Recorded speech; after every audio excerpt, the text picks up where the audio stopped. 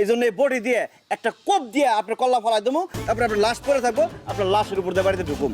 কোনো কথা কেন না, আস্তে করে একটা কোপ দেবো। আম্মা পিছনে হাত ধরে ধরুন তো।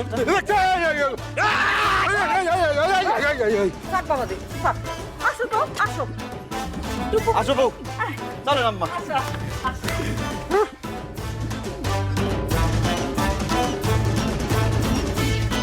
চাচা, আপনার মেয়ের তো এখন বিয়ে হয়ে গেছে, আপনি এখন আমার মুখের সামনে আর কি মুলা চুলাইবেন? দেন, আপনি আমার 1 বছরের বেতনের টাকা দেন, আর একটু আগে যে আপনার আমি 5,000 টাকা দিচ্ছি ওই টাকাও দেন।